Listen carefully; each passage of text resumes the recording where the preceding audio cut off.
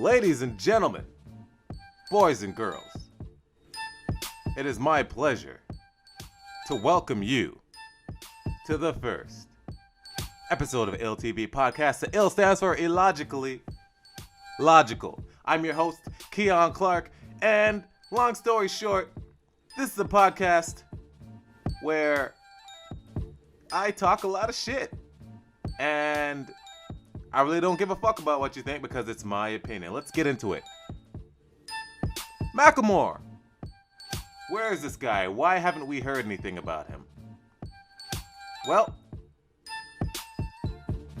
because he entered into a genre that he had no business entering into. Now, it's not because he's a white rapper, but obviously there's been a history of white rappers doing well in hip-hop.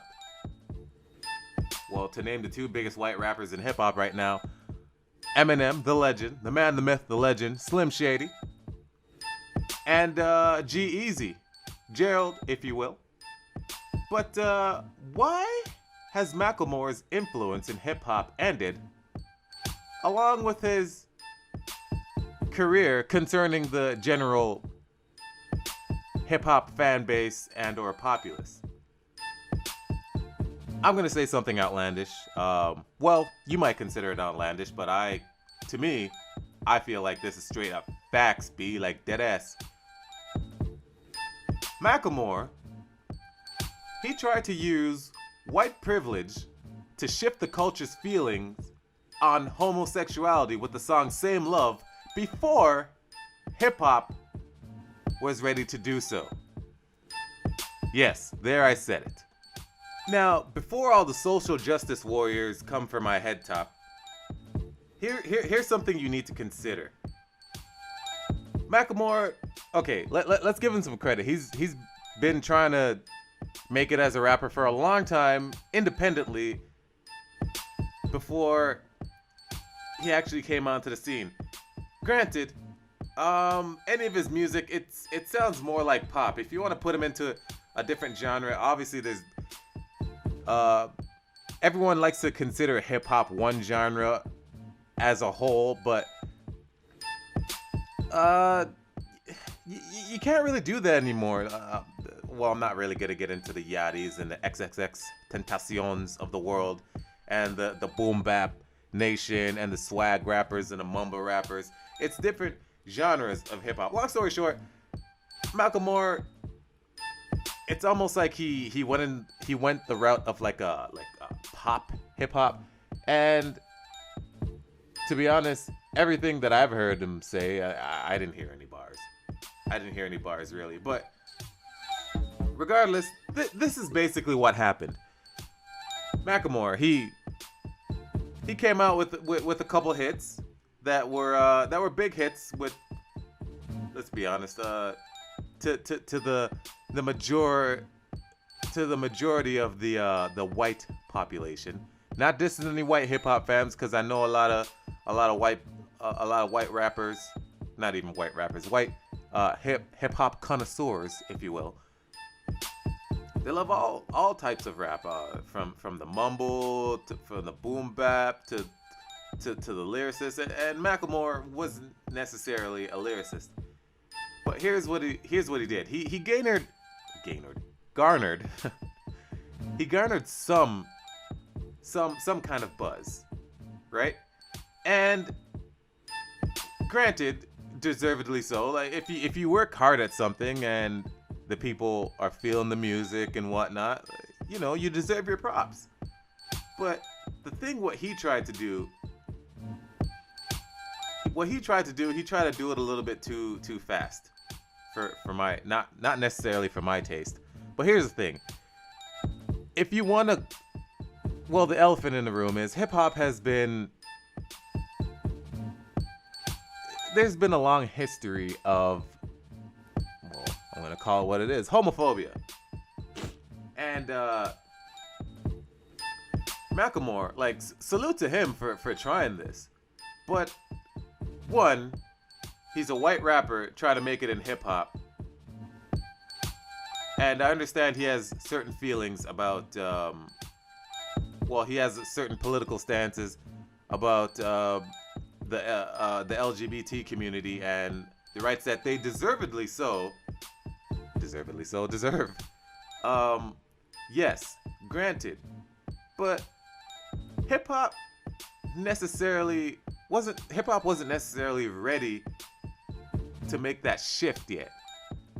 And pretty much after Same Love, like some people were feeling it, but a lot of the hip hop heads are like, yeah, but like who is you? Like whose man's is this? They looked at Macklemore in that light, like whose man's is this? Like what are you doing?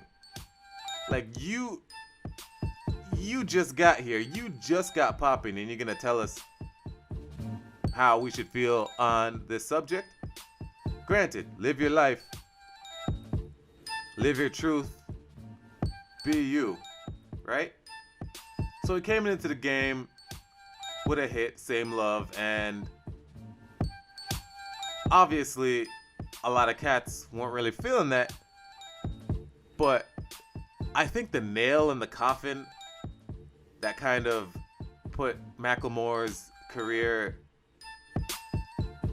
well, not necessarily on a downward spiral. Like he's always gonna be able to get money. He's always gonna be able to go to Europe and do his thing and make hits for the other side of the hip hop connoisseurs, aka like the majority, the white fans, right? Reference Post Malone. But I digress.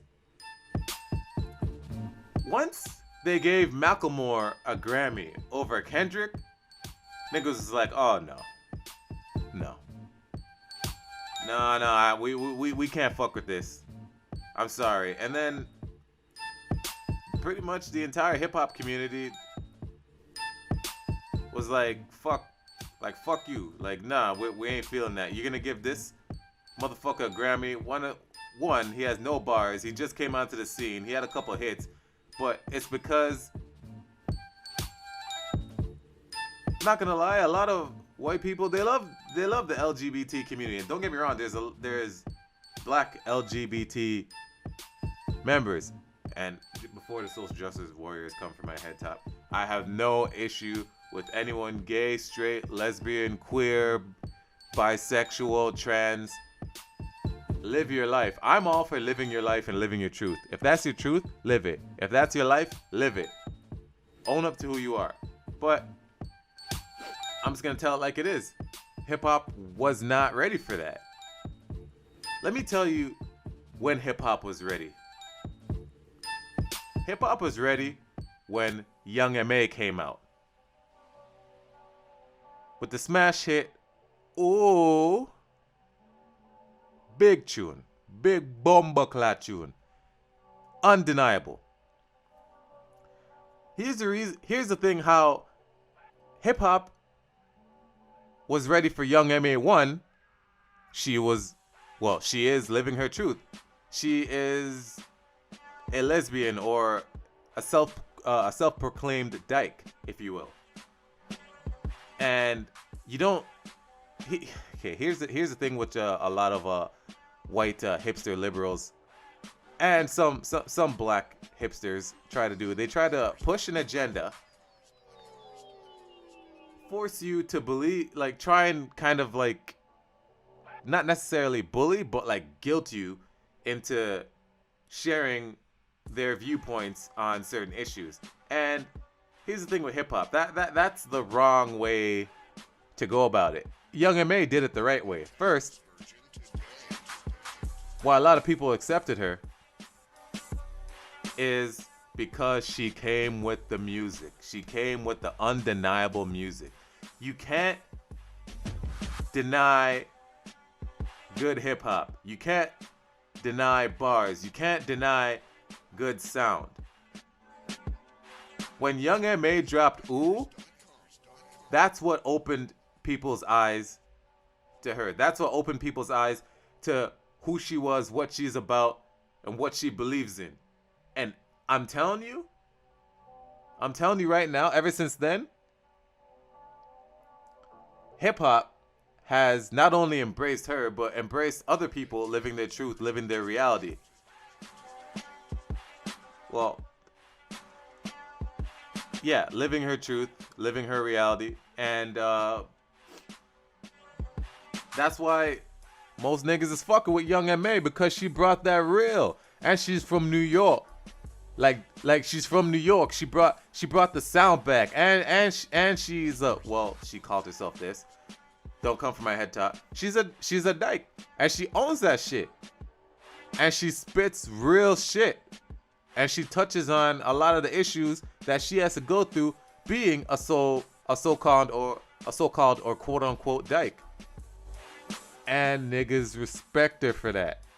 And what she did, she opened up doors for anybody that's willing to live their truth and live their reality as a hip hop artist being a part of the LGBTQ community.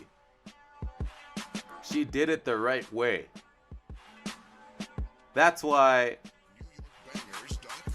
in my opinion, why niggas ain't really fucking with Macklemore anymore. Like we was feeling you know, the what was that song? I can't even remember. It was like Thrift Shop or whatever. I'm gonna pop some tags. Big tune. Same love. Not gonna lie, it was a big tune for the other side of people that enjoy hip hop. And I have to salute him for that. It was a hit. But if you're trying to shift the culture, to your viewpoint on whether people should accept gays and lesbians, well, people should accept gays and lesbians because it's just the right thing to do. They're fucking human beings. There's no difference. I'm tired of this race shit. I'm tired of this gay, straight, queer shit. Like for real, unless a motherfucker is threatening your life, then you gotta deal with it. But at the same time, just can we live? Can we just live? Like just let a nigga live. Like it is what it is. To wrap up this portion of the podcast, I just want to say that Macklemore, you should have just stayed in your lane. Don't get me wrong, you have all right and privilege, which you did use to try and shift the culture, to shift the culture's viewpoint on this community. But I